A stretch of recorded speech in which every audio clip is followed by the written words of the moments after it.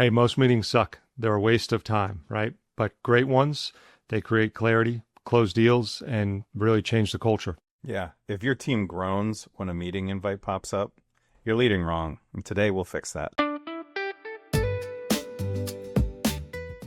Today's about what makes meetings actually worth your time. Yeah, we're going to break down the difference between meetings that drain energy and the ones that really drive momentum. So at the end of our episode today, we're really hoping that you, the listener, will walk away really understanding why most meetings fail. 3 very common ingredients that every great meeting has, and also how to walk out of a meeting with energy rather than exhaustion. So Matt, why don't you start us off with a story of one of your most memorable sales meetings? Yeah. Well, we're kind of starting off leaning into the idea that that meetings suck here, right? So I'll start off kind of talking about the end of the good, the bad, the ugly, right? So we'll start off with the ugly and kind of work from there. So, when I first got into leadership and had an opportunity to be a part of some teams, some of those meetings that I was a part of from that side of the table for the first time, you get a chance to watch the reaction of those that are asked and required to be there.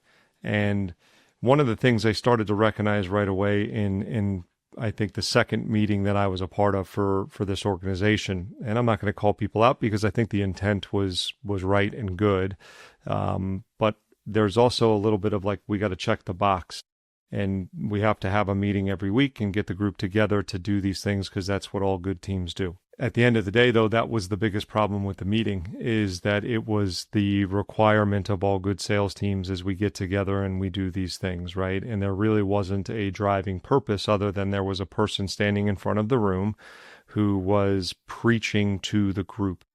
And I think that ended up being our biggest downfall in those meetings, is there was no real direction or purpose. And 15, 20 minutes into a meeting, you can see a group of 15 to 20-ish salespeople start to glaze over because it's the same old song and dance.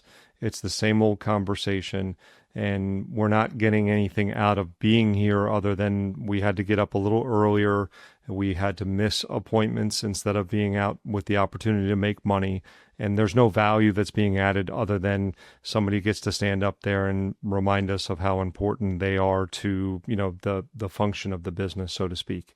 And it becomes more and more painful, right? And I think that the unfortunate thing there too is that in this particular case, one of the things that I started to recognize is we had blocked off an hour and a half for this meeting. It never finished in an hour or an hour and a half, right? So, we've all heard the phrase like, well, that could have been an email. This is 100% that experience. And it was that experience week in and week out where, we took 45 minutes to get through what could have been a 2-minute or 2-sentence email because it was one process update that was really the importance in between 30 or 40 minutes of just lecturing kind of thing. So there was no interaction. There was nothing that was engaging. There was nothing where we were asking questions of the guys on the team, having them lead parts of the segments or anything along those lines. And guys walked away with, some free breakfast in their stomach, which is nice and good to take care of the team. But no sense of appreciation for who they are, what they've been going through in the previous week, and what they need to accomplish this week or anything along those lines. It was, a one-man band, so to speak. Yeah. Yeah, definitely. Those are tough. Like, especially in management, the meeting needs to happen. The transfer of information needs to take place. But if you don't know how to structure it well, that's a struggle. Yeah, I've run plenty of bad meetings in my time too. And I'd say early on when I moved into management, I didn't understand that I needed to have a clear outcome for my team. So I would put meetings on the calendar and I'd say, hey, we're going to do an accounts review and we're going to talk about accounts. And my team would show up and be like, okay, what does that mean?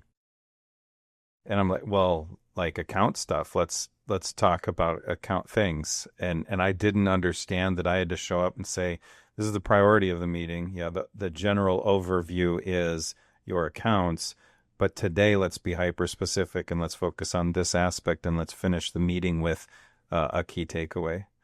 Prior to working here, I was a commercial driver, and you had to have weekly safety meetings. Some of the worst meetings I've ever been in is where the safety manager clearly didn't want to be there, but corporate told them they had to tell the team, right? And so I would sit in the back of the room and watch even the sales manager roll their eyes as they had to give us information. And so I think that it's relatable to everybody that they've sat through really awful meetings. So yeah. I think there's no doubt that there are meetings that a lot of companies have that are a waste of time, and we know a lot of these like tech companies out there now that have given permission to employees to get up and walk away if they feel like it's not applying to them or it's not of value or they've gotten what they need and they can leave. I think that that's good that they've empowered their people to do that. But I think that there are some that hear that the wrong way. The way that I hear that is, hey, I'm putting pressure on my leaders to make sure that every second that you are planning in your meetings is packed with value for your people. Otherwise, they're going to get up and walk out on you, right? Think about yourself like an entertainer who's got people that bought tickets to your show. They're going to boo you off stage if you're not up there giving them every penny's worth, right? And that's a pretty powerful statement that your owner or leadership has created in that environment. So we were talking a little bit before we started, Jay. There's kind of two different meetings, right? Do you want to go into that a little bit for our audience, if you could? Yeah, I think, correct me if I'm wrong, but we were kind of talking about meetings that are kind of directed towards the leadership team and then meetings that are directed towards the rest of the team. Very different strategies when you design those meetings. And we kind of talked about this early on, saying there's three things that you need to pay attention to in each of your meetings. What's the purpose? How are you going to structure it? And also, even probably more importantly, at the end of all of these meetings is what's the accountability at the end of it? And so in leadership meetings, it's going to be less about like rallying the troops and being rah-rah, and it's going to be more about practical. Let's cover some real KPIs. Let's look at some real numbers. Let's make a plan. Let's put dates on these things, and then let's regroup in, hopefully something like a month. Yeah. Not let's have another meeting in 2 days to discuss the meeting. It's let's create clear, actionable steps, and then come back in the month and review. Yeah. I think with the leadership one in particular, I had roles where I had managers that reported to me, and they were responsible for different parts of our business.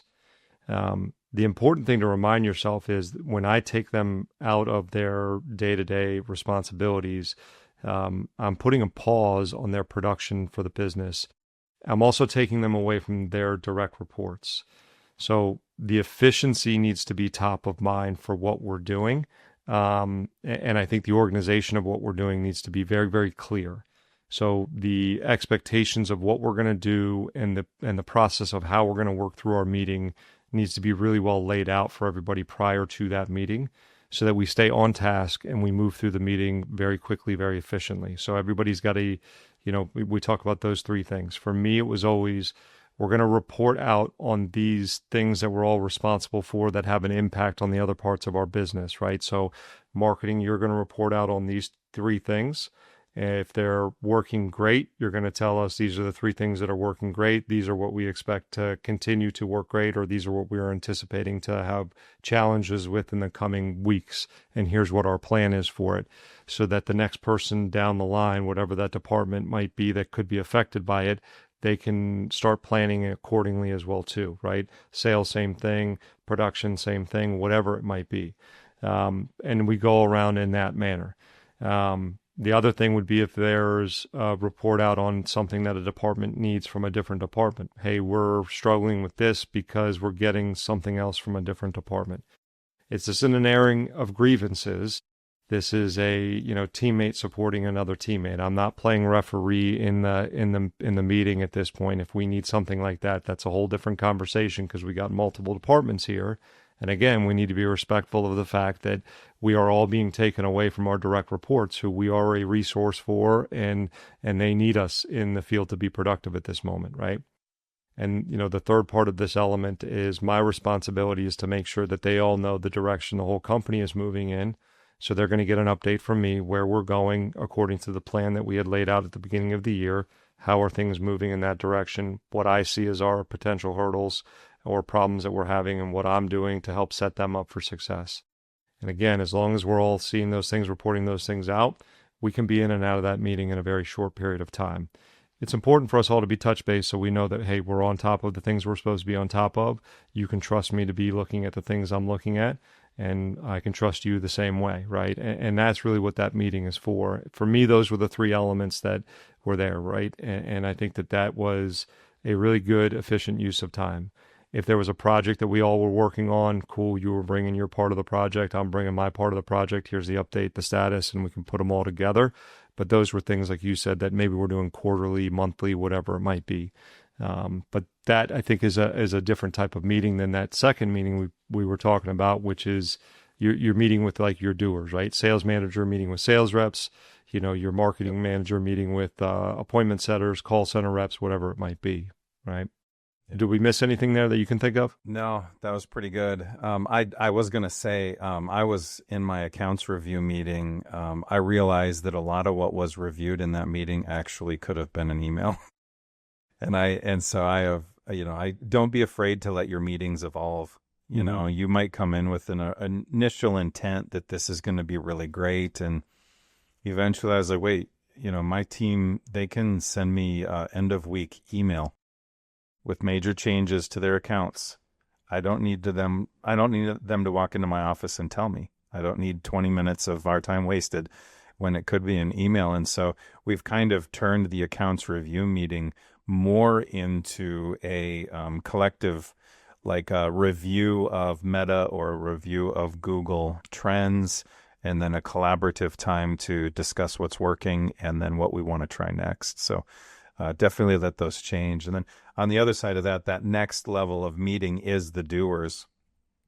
And I have a team of doers, and at Powerful Media, we have so much information move through our organization, really even every day. I mean, almost by the minute.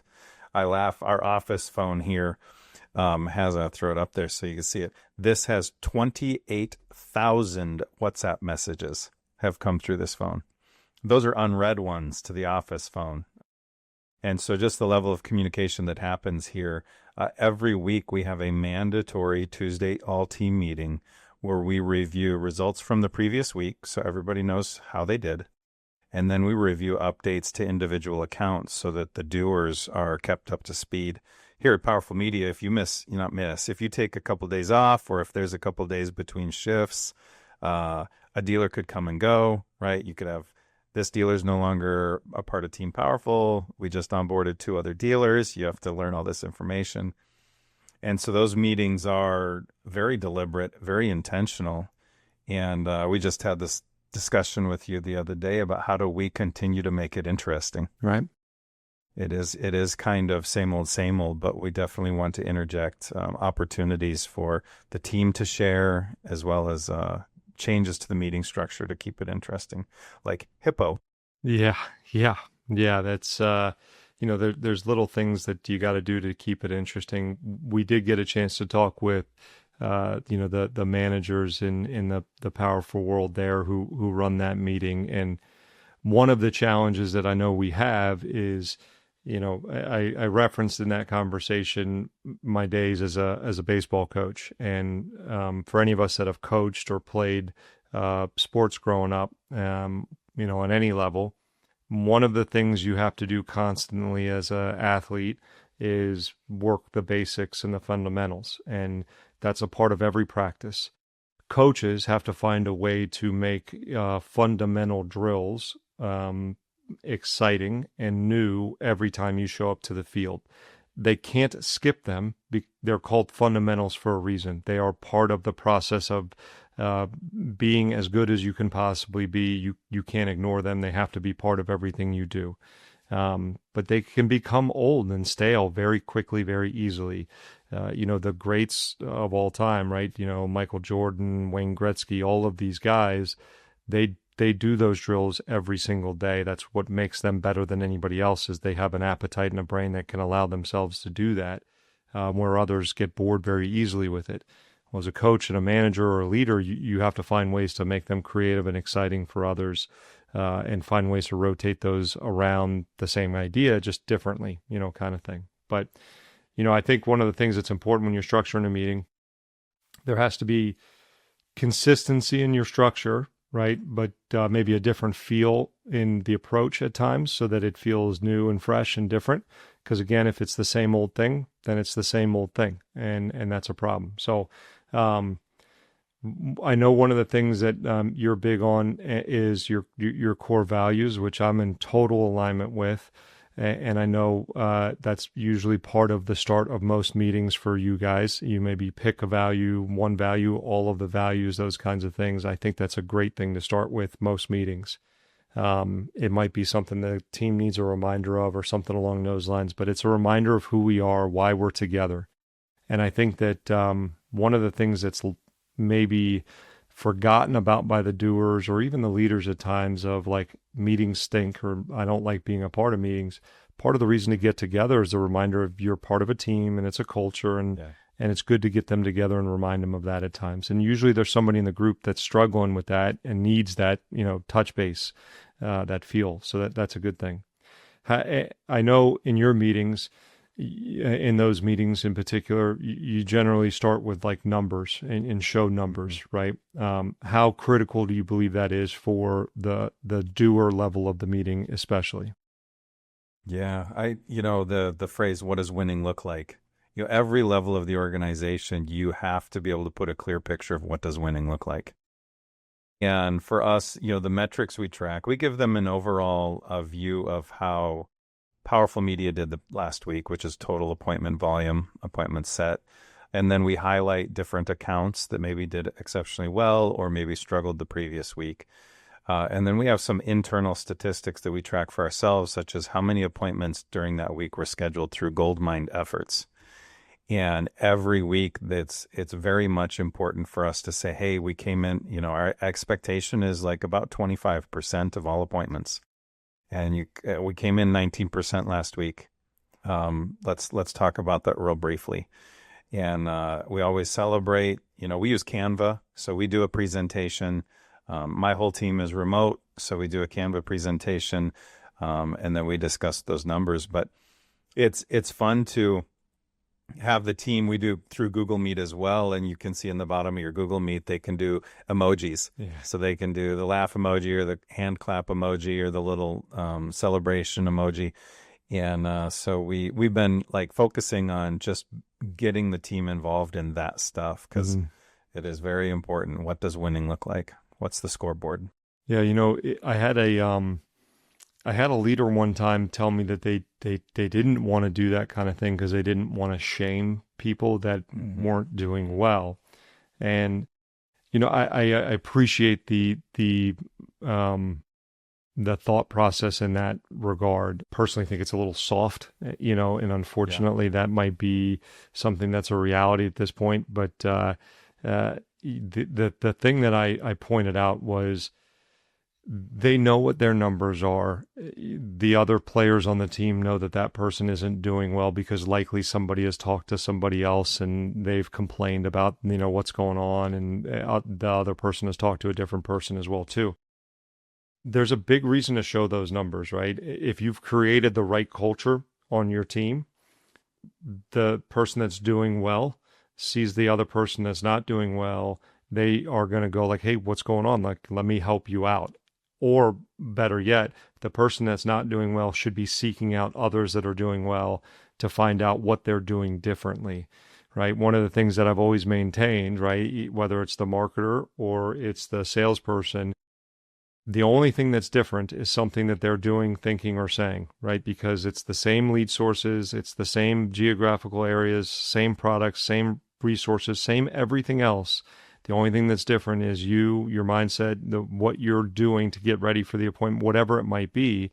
So talk to the people that are where you want to be because they have something going differently than you do. That's it. So, if you have all of those things in your culture, putting the numbers up is a really good thing. And don't let them ignore that fact, right? It's important. You want to be better, then you got to find ways to get better and talk to those that are where you want to be. Yeah. Yeah, one of Powerful's core values is we're focused on communication. And when I bring new people in, I say that if it isn't said, it can't be addressed.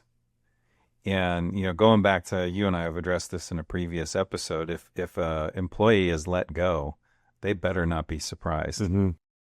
Because you better have been putting opportunities in front of them perpetually to improve. And that's very important. Absolutely. So let's talk a little bit about the middle of the meeting. And I think that this is, again, probably where most meetings suck, and where most people lose their attention. Because we usually have like numbers, and then there's maybe some sort of process update or something along those lines. Because there's information we got to get out. Yes, we could have sent it in an email, but I also need to look you in the eye and make sure that you digested it. You have a chance to ask questions. And we can train it, go over it, whatever it might be that needs to happen, right? And maybe there's some things that are process updates that take an entire meeting. Some things are bigger than others, right? But we get through that stuff, and then there's a big chunk of the meeting. This is where, in my opinion, the value of your meeting either is or isn't. And you and I have talked about on a I think a previous episode. If you're taking sales reps, let's say, out of the field for a meeting, you have to take your NSLI in our world, right? Your net sale per lead issued, multiply that across every salesperson you took out of the field. This is where the value of the meeting exists, right here in the middle. Are we getting better? And are we going to create the value right now in this instance?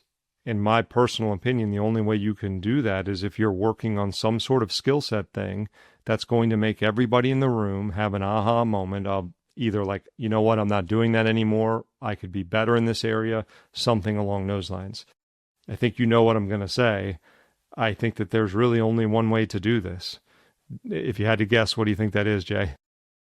You bring up the word role play a lot. Yes, I do. Look, using the sports analogy, you have to hit off the tee, right? You have to take free throws. You have to do these things on a regular basis. Your salespeople are going to tell you, I don't like role playing. I get nervous role playing. Well, how do I know you're going to do it in the home then? Like you get nervous talking in front of people? Like that's your job. Tough. Suck it up, man. You got to do this. And don't tell me how you do it in the home. Show me how you do it in the home. Don't tell me how you do it on the phone, with a potential customer for an appointment. Show me how you do it.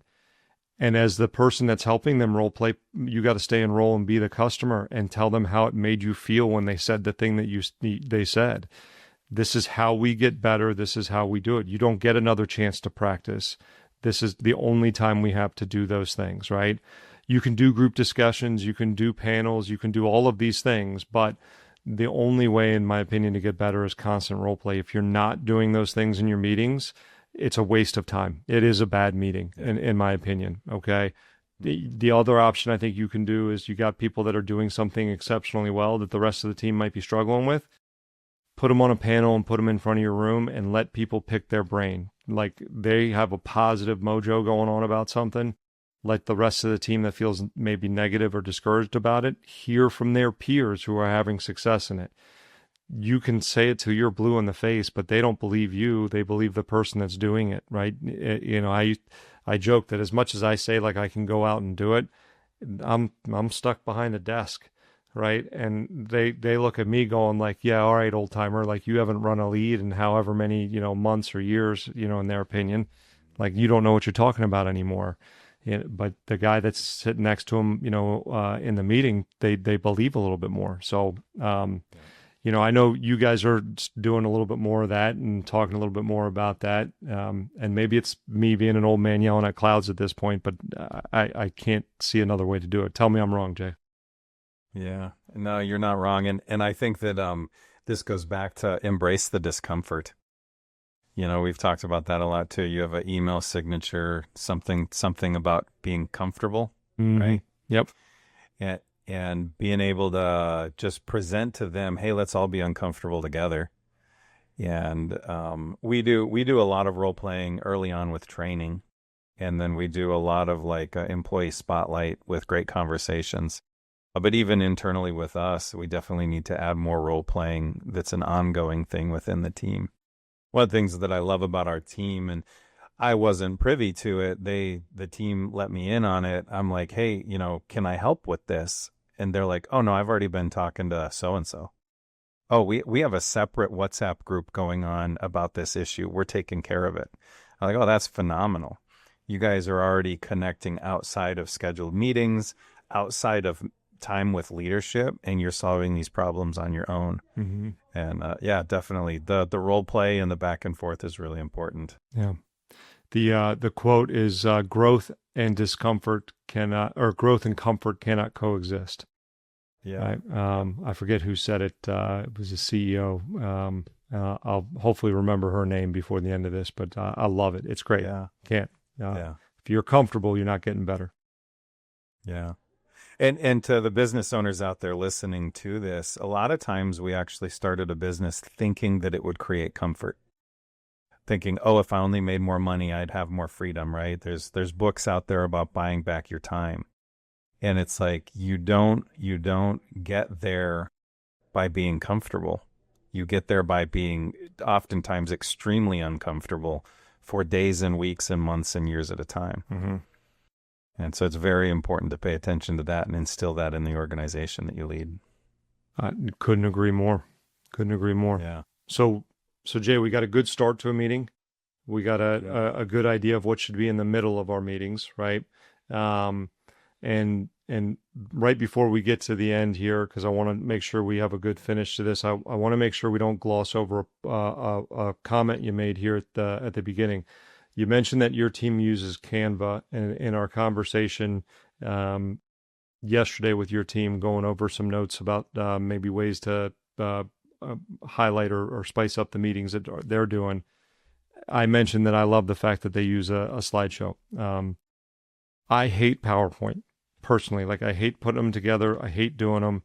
But I do think that they are important for your meetings. And I don't like death by PowerPoint. I don't want people reading off of a PowerPoint slide to other people. Like, that's not the purpose of them. But it does help document what you've gone through. It makes things digestible. It helps keep you on track. It helps keep you to a timeline that you made a commitment to your people to stay within. So those things are important. And it allows you to send that out to your people after the meeting.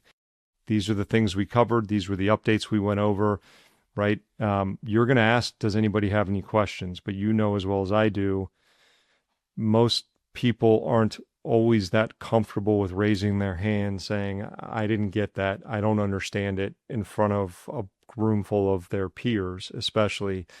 They may be apt to say, hey, I was reading this again and I still don't quite understand it. You can create a culture that allows them to ask a follow-up question that makes sure that it did land, right? And that can be a good thing for you. And then also, like, hey, we were never told this thing. You can go, yeah, you were.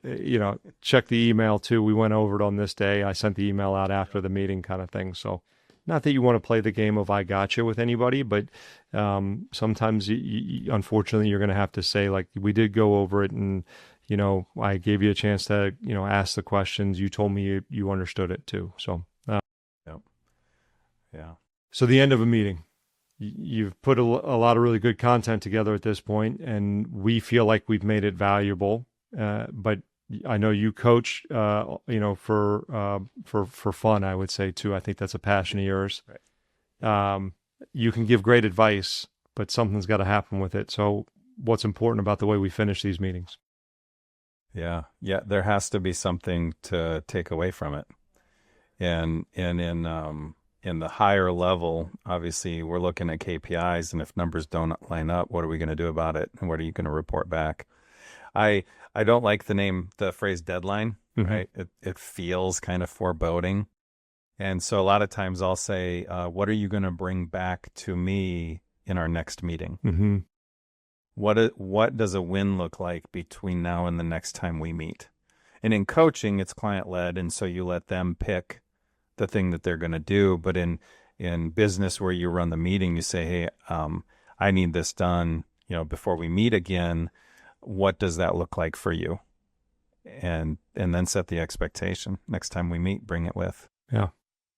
Yeah, I think that there's, one of the things I know in like one-on-ones and those kinds of things that I've done with, probably thousands of, reps at this point, goal setting and action items and those kinds of things are surprisingly not something that many of us are very good at or have been trained on how to do. Not with any kind of, I think we all have an idea of what we want to do, but getting into the weeds and being specific about it is something that's a challenge for many people. And I think one of the things that can be very, very good for your meetings is we've gone over some things. We've gone through some practice and drill work or role play. Take a minute to give them, your people, a second to say, okay, I want you to, think about what we've gone over, what you've talked about, what you've heard, nugget to that kind of thing. Write a note or two down. I want you to share with the group what's one big takeaway you had from the meeting today. But then the follow-up question, I stress this all the time, like in the sales process, the power isn't your first question, the power is in the follow-up question. Same thing for you as a leader, right? Okay, great. That's a really powerful nugget. What are you going to do with it? Yeah. All right. So for the next week, when we come back to the meeting, what is that? What are you going to do with that? How are you going to add that to your game? What does that look like in the appointment that you're going to run after this meeting? How are you going to implement it? Great. Okay. So when we get back together next week and I ask you to share with the group, how did that go for you? You're going to say, I did it this many times, and this was the response I got, this percentage of the time, whatever it might be, right? But be specific about it. And you start doing that enough, and you have to do less and less prompting because they start to get the cadence of it. But this is how we get the drill work to set in, right? Going back to like my coaching days, I would do a private lesson with a kid, and we would go through drill work. The number one question I would get asked at the end by the parent and the kid was, okay, what should we do between now and we see you next week? And I would go, the same thing we just did. Like, do that every day until we get back. And then we'll look at it and we'll go, cool, now we get to go to the next step, right? But it's got to become muscle memory. You got to do these things over and over and over again, right? The only other thing that I always really enjoyed ending my meetings with, and we've talked about it, is I do believe mindset is a huge part of this. You got skill set and mindset, right? And I think having some sort of part of mindset is a big part of this as well too. So I always tried to find some sort of video quote, something along those lines that I could end my meetings with. And if I knew I was building the right culture, I would actually have my team members, some of them raise their hand and go like, hey, I actually have a really good one this week. Can I do that? Hell yeah, I don't have to plan that part of the meeting. That's pretty cool because I'm running out of things to find, which is awesome. Yep. But if they're up there leading it, and like the 1, 2, 3 go team at the end of it was way more powerful than when I was doing it. But just something to get them going out the door in a good feeling, good mood, that kind of thing was always cool. But it's just a nice way to kind of cap the meeting and get going out on the road and out with the, I always say happy hunting. Right, that's what we're doing as we leave, for sales or marketing or whatever it is. So for me, that's the right structure of your meeting. Yep. Yeah, I agree. I don't really have much to add to it, other than I do like the idea of no drama. Yeah. This is not a place for us to sit and complain about each other or complain about the customer. That's not what we're doing. We're in here to solve problems. Yeah, you just reminded me, I had a really good friend of mine. He now owns his own business. He just opened up a second location here in Richmond. And when he worked with me as a manager, he had defined some things as discussion slides, some things as marching order slides. He was a military guy, and his team was really good about knowing like, hey, this is a process change that unfortunately, guys, there's no discussion here. I need to tell you how it's going to work, and this is how it's going to work. And the point of it was, you're not going to love every decision we have to make, but understand that it's made for the greater good. And, it was made with you guys in mind. And again, you might not fully understand, and I'm going to do my best to explain all of it, but we just got to do this kind of thing. And yeah, I think retaining that control is extremely important, and not letting it get off the rails, because we got a lot we got to cover, and, we're going to get through this stuff. And if you want to talk about something, we can do that, one-on-one, but this isn't the place to be negative. That's extremely important. So, yeah. One of my favorite things to say is, looks like we got everything covered. The meeting's over. Yeah. I love ending a meeting early. Oh, yeah. Yeah. Yeah. It's I know we blocked out an hour, but guys, we crushed it. We're 35 minutes in. I'll let you guys get back to what you're doing. Yeah. Yeah. In your opinion, and I have mine, I'll share it too. What is the number one failure of a person running a meeting when it's a bad meeting? Failure. Yeah, the one running it. Probably not setting clear expectations for the meeting. You come in without clarity, and people just sit around and say, what's going on? That's kind of how we started this episode. The worst meetings I've ever run are the ones where I showed up and I was like, all right, we're here. What are we doing? Mm-hmm. Yeah. Yeah. I think that's a good one for sure. For me, it's failure to prepare. Mm-hmm.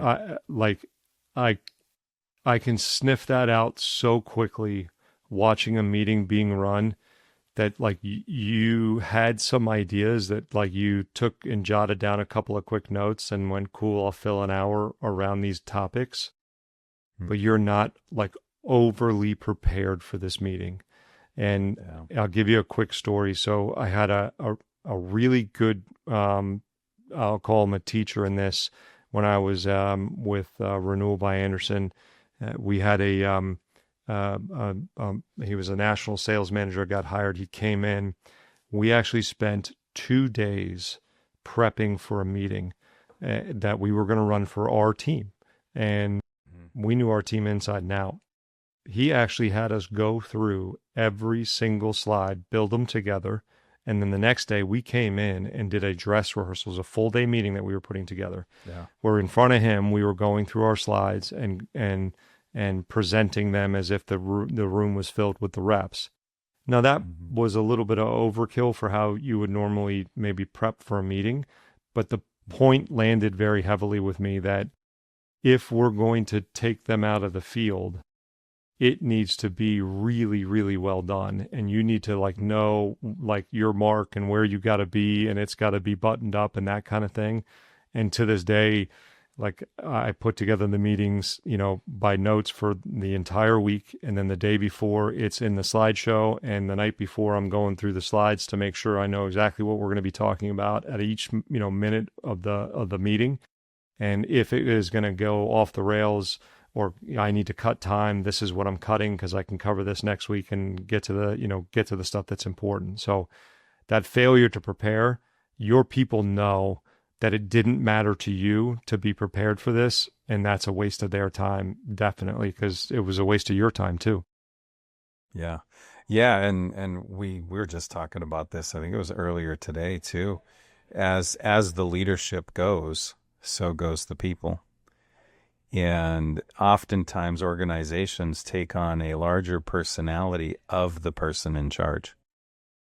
And so you can have a good idea of what the company culture is by how the leader of the company walks down the halls. 100%. You got a pretty good idea. Yeah, my last job, our assistant manager was very people focused.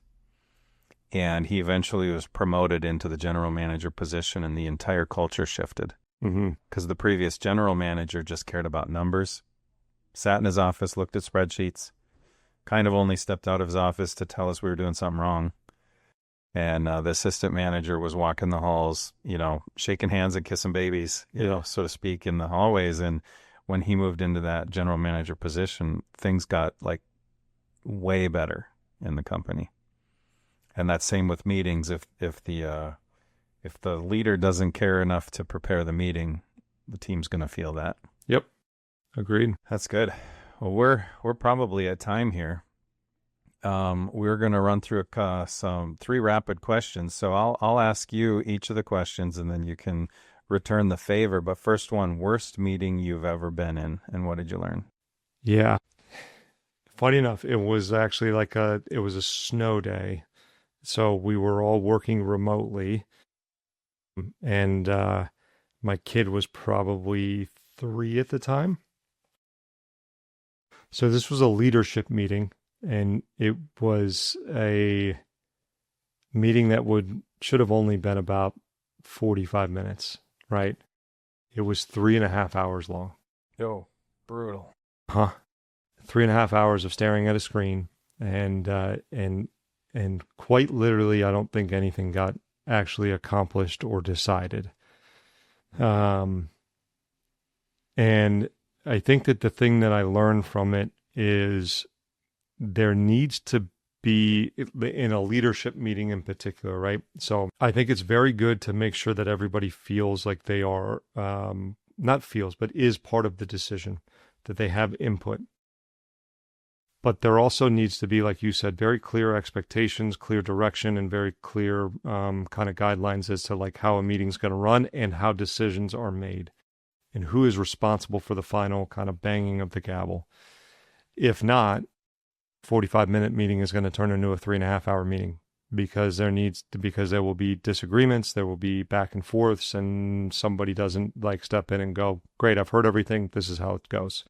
And I've gathered all the information, I've made this decision. So somebody has to be in charge, somebody has to be running a meeting. As much as the collaboration is great and good, it can also be extremely detrimental to production.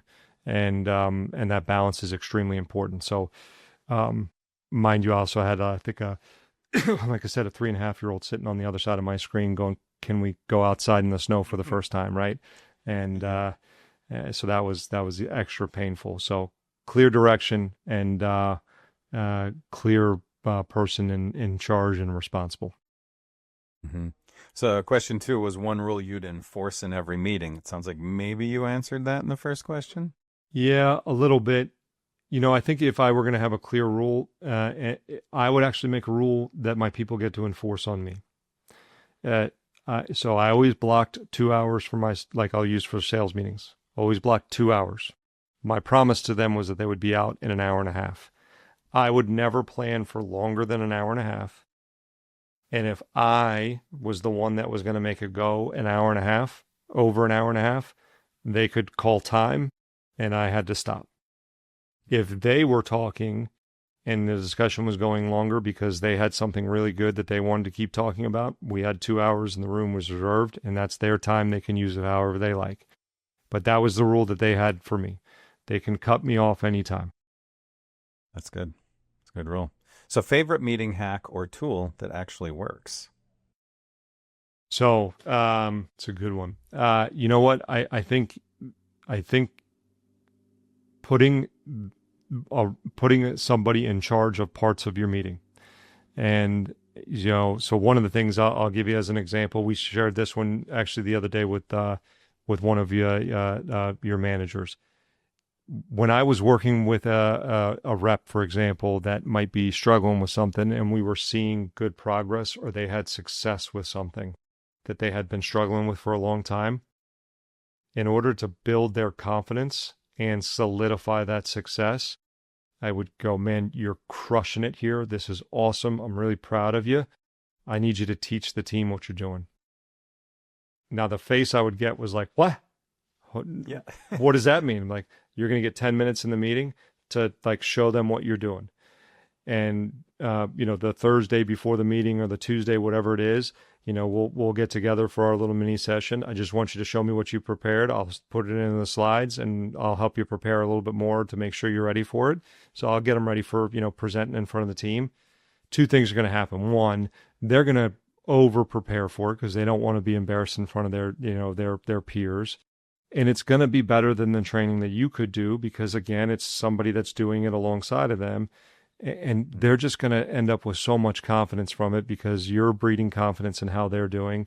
their peers are going to be asking them questions about like, whoa, so you're doing what? That sounds great. Like they're just now the expert in it. So you're taking something that was a weakness from them, away from them and making it a strength. And I think that that was a cool thing. And they don't want to hear you talk for an hour and a half. They want to hear themselves talk for a while.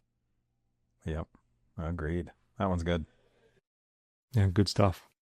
So look, if I could leave, our audience with anything, it would be this, that great meetings don't happen by accident. They are absolutely not accidental. They are very much intentional. And I think some of the things we've talked about here, every great leader that I've ever worked for or alongside of has some sort of skill that we've touched on in our conversation today. The great thing that I would tell anybody that feels like, man, I'm not doing these things, or I haven't done these things in the past. None of those skills happened by accident or were just inherited. They were observed, they were learned, they were taught, and they were developed over time, right? Yeah. They all take practice, just like the fundamentals we want our people to practice during meetings. So if you're not doing them today, you can literally start this afternoon and get better at them, every single day. And that's the thing, is how can you make your meeting tomorrow? Well, maybe not tomorrow. I think tomorrow's Saturday. Hopefully you're not doing it. That would be a bad meeting. Don't do it on Saturday for your people, for the record, right? Meetings. Don't do weekend meetings, right? But how can you do a better meeting on maybe Monday or Tuesday than you did last Monday or Tuesday?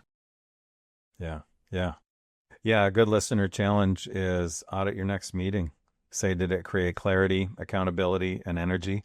And if not, figure out how to change it. And I would also challenge you to see if there's a meeting on your calendar you could actually cut altogether. That'd be a big one. I have meetings on my calendar that initially I thought were high value. And then within a couple of weeks of having them, I realized this could be an open door meeting. If somebody has something, they can take that slot, but I'm not going to make anybody fill that slot. Pretty good. Yeah. All right. Cool stuff. So, great meetings are designed, not accidental. If you guys have any questions or want to reach out to us, feel free. Feel free to subscribe and follow us on virtually all the social media platforms. If you guys want to see some hilarious comments, check out our TikTok and go to the video with over 170,000 views and read the comments. So with that, this show's over. Happy hunting, guys. Take it easy.